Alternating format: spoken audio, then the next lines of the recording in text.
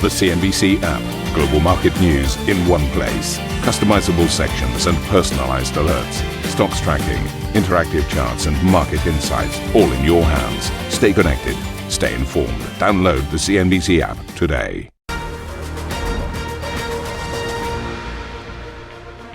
Oh, I'm very excited to be back in the studio. More excited the fact that I've got Juliana Tattlebaum leading the show. How are you? I'm doing well. Good to have you back. It's great to be back, I have to say. Right, welcome to the Squawk Show with Juliana Tattlebaum, assisted by myself, Steve Sedgwick. These are your headlines.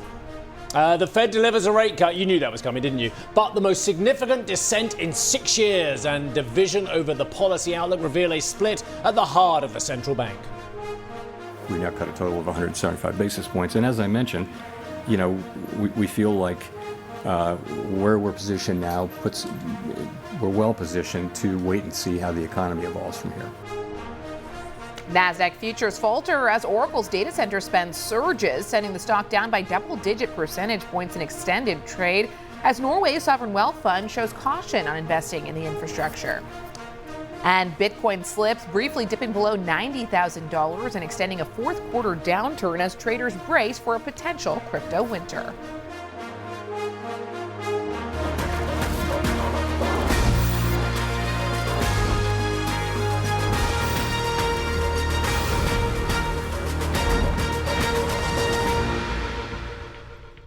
JT, I really don't understand why everyone thinks it was so divisive. I read the headline because everyone says it was so divisive. What was divisive that you didn't already know, everybody? What new information did you learn? We know that Merriam wants cuts galore. We know his boss, not Jay Powell, the other boss, Donald Trump, wants cuts galore as well. We knew that Trump was going to say something. But when we knew also that there are Fed members who believe that inflation at 2.4 to 2.6% next year is too high for comfort for cutting interest rates as well. And look, let me just come over this side of the Atlantic. For once, we might be able to teach you something in America. Not very often.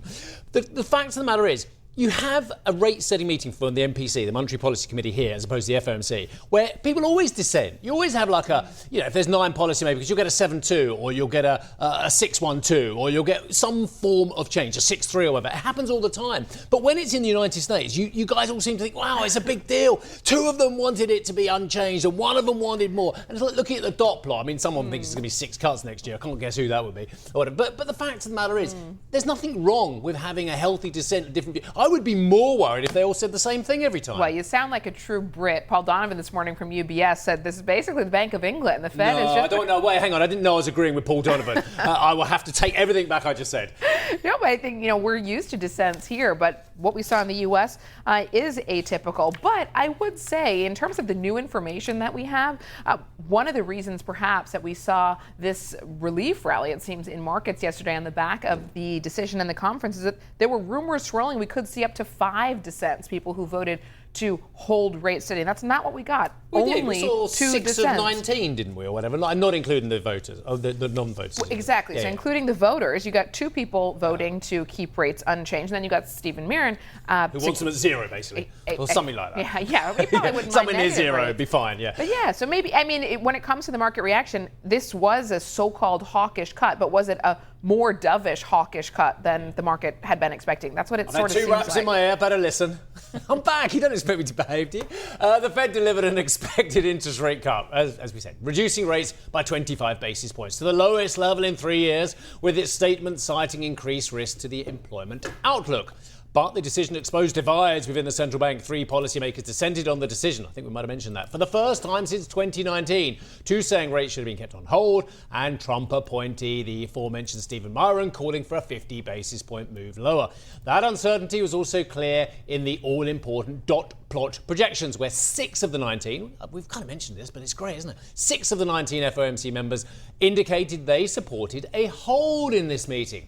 Now, for 2026, the median forecast showed 1 rate cut in line with September's projections, but 7 members supported no further easing, whilst 1 suggested rates should be 150 points lower than where they are currently. I can't even, who the heck could that be? Who could that person be? Fed Chair Jerome Powell said the Fed can wait to see how the economic outlook develops.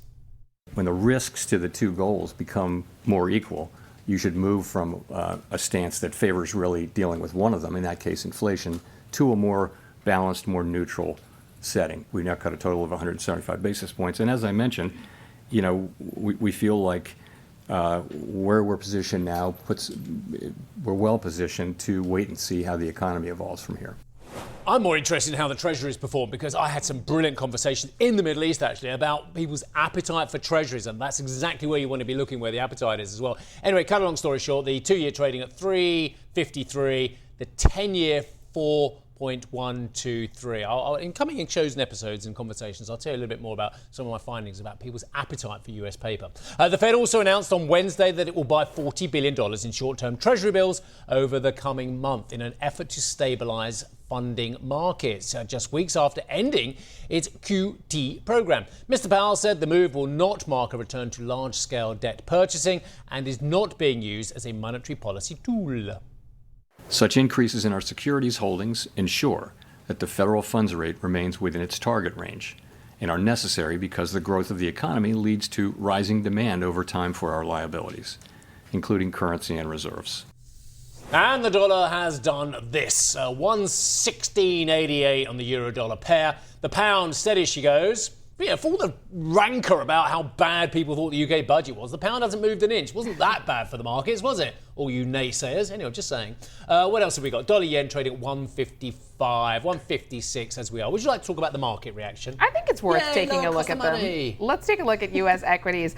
We ultimately had a strong close to the trading session. All three of the majors ended higher. The Dow added about 1%. The S&P 500 added about 0.7. The Nasdaq added 0.3%. So the market reaction to the Fed decision, pretty straightforward. A bullish reaction in equity markets. And as Steve just walked you through, we saw yields move lower across the curve in the U.S. We did see a steepening of the yields curve, though, so bear that in mind. Now, in terms of the tech trade, it wasn't just the Fed that drove the narrative at the end of the session yesterday. Into extended trade, we had Oracle numbers come through and essentially drive concern around using debt to fund AI build-out. That was a story around Oracle and the shares selling off in extended hours. You can see the stock down about 12%. Overnight, and that has had an impact on Asian tech trade. So let's take a look at some of the key players in Asia. You've got SoftBank shares down almost 8%. You've got TSMC also coming off about 2%. SK Hynix off almost 4%. So clearly there are jitters around how some of these companies are funding the AI build out. Now, in terms of Asian markets more broadly, here's a look for you at the major indices. You got the Nikkei 225 off almost 1%. The Shanghai Composite also trading lower by about 1%. So we're not seeing the move higher that we saw in U.S. trade at the close of the session yesterday filter through to Asia. And also for Europe, let's take a look at futures and where they stand right now. Interestingly, we're also looking at a pullback there. So Europe following Asia lower in contrast to the U.S. markets ending the session higher yesterday. So that divergence, certainly something we'll talk about throughout the show today. Well, we heard exclusively from the Bank of America CEO Brian Moynihan in the wake of the Fed's decision yesterday. He told CNBC he expects to see further easing next year. We get in this great debate about a quarter here, a quarter there. But if you think about it overall, there's not a lot of debate about getting it down around 3%, but no lower. That people have to focus on because that's a different rate environment that will have a 3%. Peter Rupert. Rupert is a professor of economics at the University of California, Santa Barbara. Oh, my goodness, sir. Thank you for joining us in Santa Barbara at a terrible hour. I mean, you should be out partying, sir. Happy to be here. You're very kind, Peter. But, Peter, what do you think about what we saw in the last 24 hours from the Fed? Yeah, I listened to what you said. I understand the dissent idea, but, it's not normal. So that's the difference between, here and in the UK. And especially seeing the kind of dissent that we saw. And you're right, it was probably expected. But, if you read, and, I hate to do this, but I'm just going to really quickly read just two sentences from the statement today. Available indicators suggest economic activity has been expanding at a moderate pace. I'm going to skip through. And inflation has moved up since earlier in the year. Any other time, if you read those two sentences in the same paragraph, you would say that either they were going to hold it steady or raise rates because the economy is doing fine, inflation's up, and so those kind of things indicate that it's probably not the time to be lowering rates. Yeah, do you know, this is really exciting for next year, isn't it, Peter? Look, we know that what Trump has been calling Jay Powell and the FOMC as well. I mean, I can't help thinking this is the battle that, I mean, it's ongoing now, but when the Fed chair's term ends, and of course he's still going to be on the FOMC, potentially, on May 15th, is that when the real battle starts, Peter? And that's when the markets need to be very careful? I don't think so. I mean, at the end of the day, there's 19 people are sitting around the table. Only 12 of them vote. That's for sure. And the chairman, typically what they try to do is they want consensus. Now, why they want consensus, I don't know. There's many times where there's dissent. But I think that, nobody can come in and say, I want to lower rates by 100 basis points. That would not work. And so I don't think that's going to be a big change. The people sitting around the table are very smart, very adept at using these things. And I don't think that, any one person, including the chair, can make those kind of judgments. Good morning. Really clear that those two parts of the statement that you chose to highlight. And you mentioned that at any other time, if those two things were true, that we would not see a Federal Reserve cutting interest rates here. So what are you implying about what's different this time around? I think that there's a lot of uncertainty out there still. And if you read some of the statements from some of the members, over the past few months, that uncertainty is playing a big role. In my view, that the job of the Fed is really job one is to control inflation. I know they have a dual mandate, but they're not close to 2%. It's been rising, and if you look at the dot plot, which by the way I think they should completely get rid of because it actually doesn't tell us a damn thing in the sense that if you look for 2026, the members are saying it's going to be somewhere between 2 and 4%. That's just not very helpful. I mean, okay, we got it, and so I think that, at the end of the day, it's really about the Fed's main role. They can't control things like really unemployment and things like that. That's a much different ballgame. They have a little bit of control over inflation. They haven't hit 2%. They're not close to 2%, and it's not trending toward 2%. Well, on the inflation point, the official statement described inflation as somewhat elevated, but Powell didn't elaborate on that in any meaningful way in the press conference. He sort of brushed off the inflation risk as stemming from more from the good side and tariff effects. How do you think about the risk here that inflation does take off next year and the risk that the Fed has been not only complacent, but perhaps dangerous with cutting rates here? No, I completely believe that. I think, through right around COVID, I think the Fed made some very big mistakes. I think they kept the rates too low for too long, and we saw inflation rise pretty quickly. It got up to 6, 7, 8%, which, was pretty bad for our economy. And it's much harder to kind of start bringing it down. So, I don't like to see the Fed, again, making the same mistake that they made before in keeping rates too low for too long. Peter, I'm loving this conversation. I am beginning to have a lot of conversations with people worried about the longer end of the curve. And if, despite all of those safeguards you mentioned about the components and how many FOMC members there are to act as safeguards for irresponsible policy, despite that, if rates are moving too low, too quickly, and for too long, people are beginning to worry about the appetite of paper at the medium to long end from conversations I'm having. So actually you could be in this strange situation where rates are going down, but actually the yields on the longer end are actually staying roughly where they are or not moving down by the same proportion. Is that something that is on your radar or actually not something to worry about?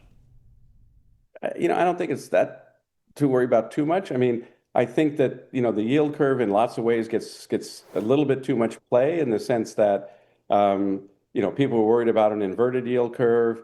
And it really depends on reasons why the curve is moving that way. If you believe that it's a view that there's going to be a recession in the future, that's one view of the yield curve, how it could change. On the other hand, if your view is that the Fed is in control, they're setting expectations in the right way, then actually even an inverted yield curve isn't a big deal for the reason that the longer term is going down. So it really depends on your view of what's driving that long end. Peter, let me follow up then. The Fed isn't in control necessarily of the demand of others, the largesse of others as well. And when I see yield curves picking up in places such as Japan, on the JGB and elsewhere, then people begin to question the carry trade. Again, something I guess you're not that concerned about. I mean, the carry trade is obviously, important. I think that, that whole side of things on the investing side and it's not something really the Fed should be too worried about. I'm not saying that we shouldn't be worried about it, but the Fed's job is pretty clear in terms of inflation, not really about climate change, the yield curve. Those things affect it, of course, but if the Fed did its job, controlled the inflation and expectations of inflation, as you said, they can't control what the rest of the world is doing, and the yield curve is going to do what it wants. But the Fed really has to keep its eye on the ball. Peter, let me just wrap up the conversation by moving away from rates and the decision we got yesterday and on to the Fed's announcement around beginning reserve management of purchases of Treasury bills. This seems to have come as a little bit of a surprise here, and it marks the first time that the Fed is going to be expanding the size of its balance sheet since ending QE in spring 2022. Now, obviously, this isn't outright QE here, but how significant do you think this announcement was? I actually think that was a big change. Yes, I think it's very significant. I think that, when they announced, a while back that, they were not going to be, increasing their purchases, they were going to be shrinking the size of their balance sheet. I think people took that to mean that, we weren't going to be doing something like QE or something like, more stimulus or whatever you want to call it. And I think that was very important, which helps people really think about, inflation, in that the Fed is going to stay back. And if you look at the Fed's balance sheet, which I'm sure you have many times, before the Great Recession, it was about an $800 billion bank, and then it got to be like $8 trillion. And the Fed does not want to be holding mortgage-backed securities, nor should they. The Fed shouldn't be involved in these long-term securities and the other things that it does. I mean, the history of the Fed was all short-term securities, and playing the game, like I was mentioning before, of trying to fix the yield curve doesn't seem to be a useful venture for the Fed. Peter, we thoroughly enjoyed the conversation. Thank you so much indeed. It's not that late, is it, where you are? It's only about 11:15. But no, not too bad as well. Well, thank you very much indeed. I'm really not lucid at that time, but thank you. Peter Rupert, who is Professor of Economics at the University of California, Santa Barbara as well. Mind you, I'm not particularly lucid any time, am I? We will hear from one of the Fed's dissenters on CNBC. It's Austin Goolsbee, the Chicago Fed president. Do not miss that exclusive conversation at 1:30 London time. Tomorrow, he says. Yes, tomorrow. We are looking ahead to more central bank decisions from across the globe. The ECB, Bank of England, and Bank of Japan are among those with meetings next week, while the Swiss National Bank will reveal its decision at 8:30 London time this morning. Carolyn is going to be speaking to SNB Chair Martin Schlegel today. You'll be able to check out that conversation on CNBC.com. Coming up on this morning's show, UK Chancellor Rachel Reeves admits leaks ahead of her budget were damaging. We'll discuss after the break. Plus, Oracle shares sink following weaker than expected second quarter revenue. And we'll look at the outlook for crude and the IEA's monthly oil market report. That conversation at 9:45 London time.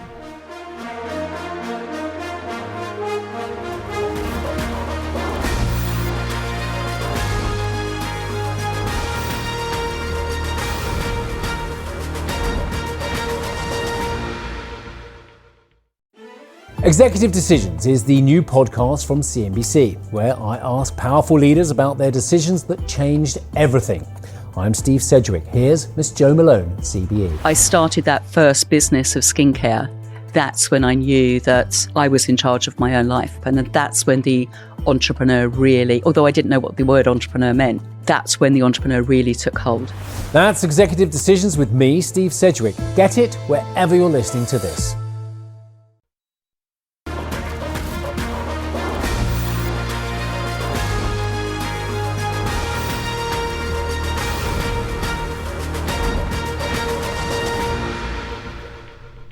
Welcome back to the program.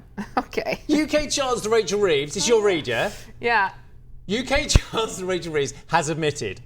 Oh, so on your read, is she going to admit that, there were a lot of leaks coming out of her office? Let's get to the read and then you can chime in. UK Chancellor Rachel Reeves has admitted the leaks and speculation ahead of her autumn budget. So she's owning them, yeah? Were very damaging. So she's owning those leaks? Well, it's hard to deny that there were leaks. I don't know how much responsibility she's taking beyond acknowledging that they existed. Not a lot. Speaking before the Treasury Select Committee, Reeves also said the Treasury would investigate how the full budget report was made available online ahead of her speech. Now, one of the major leaks was a report in the Financial Times revealing that Reeves was dropping plans to raise income tax. While that did turn out to be true, the Chancellor said the report falsely implied that she was ditching her fiscal rules. Let's take a listen. On Thursday, the 13th of November, there was a leak to the Financial Times about one element of the budget. The leak presented partial and inaccurate information and an inaccurate picture of the budget strategy. The implication that some could take from that story would have been that I had ditched core elements of the budget strategy that I'd set out just a few days before in that speech, and that I wasn't going to build up the headroom that I had previously said was necessary. This wasn't true. The UK housing market is showing fresh signs of cooling following the autumn budget. A new survey of chartered surveyors has revealed homebuyer inquiries have fallen at their fastest pace in more than 2 years, and that the leaks and uncertainty in the run-up to the budget added to the slowdown. One of the key measures announced was a new annual tax on homes worth more than £2 million. The latest economic forecast from the British Chambers of Commerce found that the budget will do little to kickstart the UK economy and that medium-term growth will remain subdued. The BCC says the government should maximize the AI rollout and seize global trading opportunities to lift the economy out of its low growth cycle. Ritika joins us now in the studio. You might have got a glimpse of her in the opening just a couple of moments ago. Ritika, if the British Chamber of Commerce is saying that the budget is not going to do a whole lot to kickstart growth, I mean, what does that say about the government's initiatives more broadly when Rachel Reeves has defended all these measures, defended their overarching policy as being one that is pro-growth? They say that's the priority for the Labour government. Juliana, I can't say that I'm too surprised that the BCC is saying that her budget is unlikely to be a game changer when it comes to UK growth. The OBR has said something similar. I can't say I'm too surprised about it because there wasn't really a whole lot of pro-growth policies within her budget. It is ironic, though, that a chancellor who has positioned herself as very pro-growth hasn't really put a lot of these policies into a budget. A lot is going to be made of that figure, the tax burden, of course, rising to the highest since World War II, 38% of GDP. But arguably, the bigger issue, again, is that the budget was not doing enough to boost growth. Today, that is the biggest challenge facing the UK, arguably. And I spoke to Vicky Price. She is the chair of the BCC Economic Advisory Council about the structural constraints that's dragging the UK down. Take a listen. One of the problems is the one that highlighted, which is investment. There hasn't been sufficient investment in the UK, both from the public and the private sector. If you put it all together as a percentage of GDP, fixed investment is considerably lower than all the G7 countries, which is an issue that has kept productivity low for quite some time. We haven't recovered, which is also what the Office for Budget Responsibility that produces this forecast for the UK has said. We haven't recovered from what happened after the financial crisis, where we had austerity, very low productivity growth. And then, of course, we had Brexit, which affected the UK negatively. Then we had COVID. Other countries have suffered those later crises as well. But we seem to have carried on this low productivity period a lot longer than others. So that's Vicky Price of the BCC there saying that there's not enough investment in both the public and the private sector in this budget. A lot of the growth coming from the big spending and the low productivity. She's talked about coming a permanent issue here. Now, if we talk about the budget, of course, there was some good news in that the Chancellor was able to nearly double that headroom, nearly to £22 billion. She stuck to her fiscal rules. There were some disinflationary measures in there. But beyond that, it was hard to be a whole lot more optimistic. The BCC forecast being that growth downgraded next year to 1.2%. Business investment, they say, to fall significantly to 0.9%. Unemployment to rise further. So a lot of issues here, really, for the UK economy. It's about confidence. It's not, and we're right to concentrate on the minutiae of the measures, and goodness knows we've done a lot of that, and you've done some brilliant work leading our coverage there as well. But it's about confidence, and it's the X factor in any economy. It's in fact the X factor while you'll give a piece of paper to someone saying, I promise to pay the bearer. And what this government hasn't done, and I don't think the previous government did a much better job, so again, one easily can be apolitical, is they have evaporated confidence for people, for young people, for older people, for people who want to be aspirational in their careers. And by handing over more money and seemingly giving more money onto the welfare state and to people who will not be paying tax, they keep shifting that burden. And I can assure you, having just come back from Abu Dhabi, and I am a proud Brit and I will stay working here till forever. That was where my career will be. But I can totally see why a lot of amazing, talented younger people are leaving this country because they are finding that their aspiration has been thwarted as well. I will not move from the United Kingdom, but I can totally understand why a lot of people might want to choose that, because this government is doing zip for creating confidence. Yeah, and I think it also goes back to the growth story, because if growth is if we're not creating more growth, then the government has to go back and tax even more. And then that just puts you in this big cycle and it doesn't really stop. And as you're saying, people going abroad now because they just can't make it here. People would not understand the insanity of, in fact, if you are a European, if you're a Brit, I'm not talking to you for the next couple of moments. If you are a European, camera force over there. If you're a European or an American watching this show, just put into your well-known search engine how much tax you pay if you earn between £100,000 and £125,000 in the UK.